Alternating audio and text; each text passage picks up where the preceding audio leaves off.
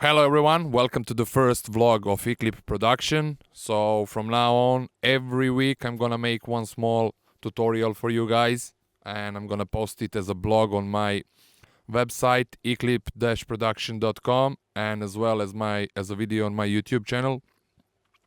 So for the first lesson, of course, I chose to show you the synthesis and some basic coloring of the bass line. For this tutorial we're going to use Serum, so let's just add an instrument channel with Serum. And let's start with the synthesis. So for envelope 1, which is amp envelope, we're going to put attack on 0. And decay, we're going to put it the length of 116 note. You can just type in 116 and it's going to put it straight away. It's going to calculate how many milliseconds. For that option you need to go to global and to check in, double click for typable values and controls. And let's move now. Sustain -3. This is going to be our start point. It will of course depends from a track to track, but let's say we're going to do in A. Let's just write it down. Actually, I'm just going to make a smaller loop. Right octave down. And now we've moved further, envelope 2. So we're gonna connect to the filter. Just put the cutoff down, resonance down, turn on the filter, 18 or 24 or 12, but I'm avoiding 12 because it's buzzing a little bit. So for me 18 is amazing.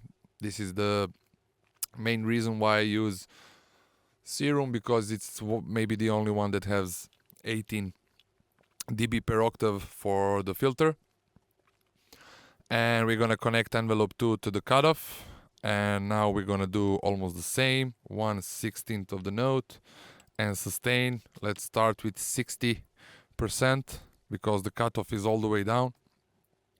And for the curve here, for the decay, we're gonna use it a little bit more snappier. So that's it sounds like. And now we move to oscillator. So random, we go to 0. Random is actually when it's up, it's changing the start point for the start of the synthesis of the oscillator A. And phase, we're gonna move to the beginning and we're gonna change the saw form. So what I'm doing, actually I'm drawing my own saw, and I'm gonna explain you why. Just type in here on the grid to 6 and then just use this straight line to down. Actually you see that this is a start point and it doesn't go till the end, and this way we get more clicky and snappier bass line with not that much low end. When I mean low end, I mean the first harmonic basically. So let's hear how it sounds. For the volume we can go on maximum because we are not going to use drive from the filter, so it will not clip even on the maximum. Okay, that's it. So this is how it sounds without sidechain. So for sidechaining I'm using two different ways in the same time. One is with the velocity and another is with the LFO tool. So just put level down, connect velocity with the level 1, and the first note will go to 60. And another, as I said, LFO tool, but it's not gonna go till the end, it's gonna go like around to the middle.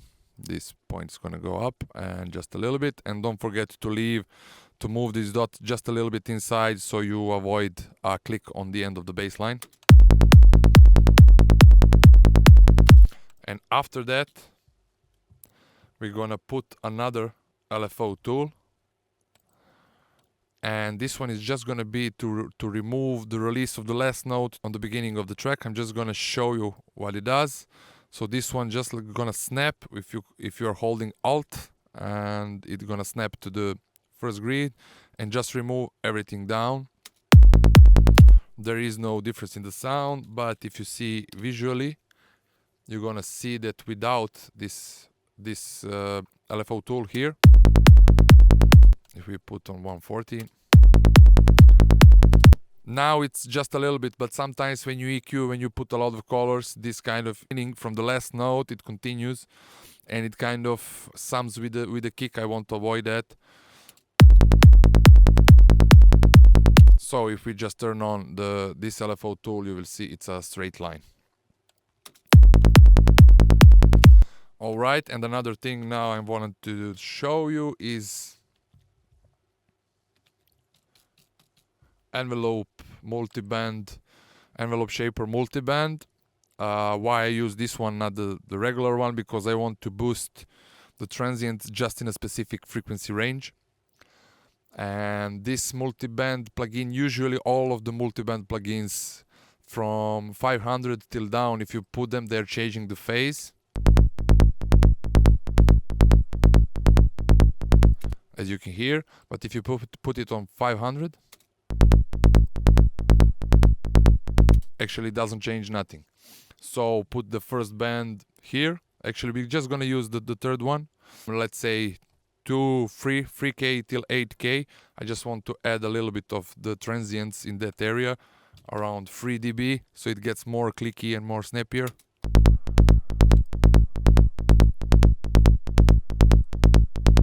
If you want to be more clicky, then you can, pull it up.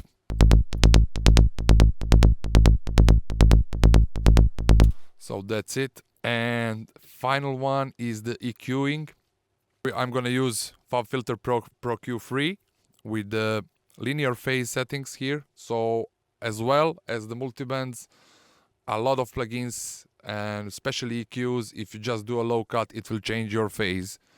And I'm gonna use after this one the PH A979 for phasing. So this is why I don't want EQ to change my phase at all. And for the low cut point, I'm gonna use 30 dB down, and the point I always use lately, where is the first harmonic of the note that I'm starting with. So this is a A tone, so if you put it just right here, around 55. As you can hear, it doesn't change any phase at all. It's just removing the lowest parts, which we don't need at all. And another thing that the bassline always gonna have a little bit, it will need to be reduced around 300.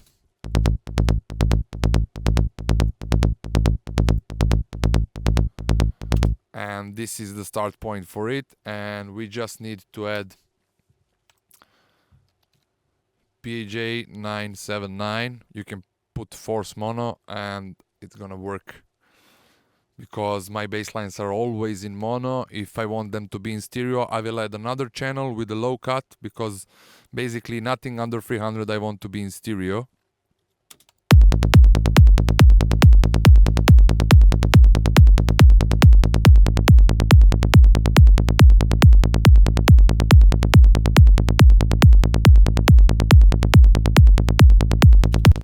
Here sounds good. We just need to bring the volume a little bit up.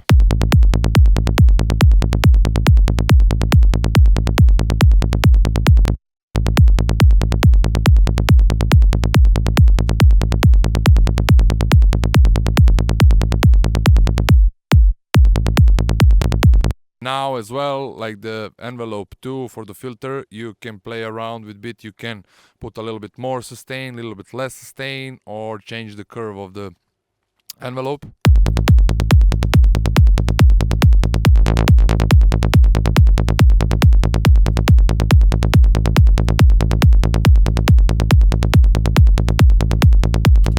So that was it for the first lesson of this week. Next week I'm coming back with another lesson, and I'm gonna continue doing it.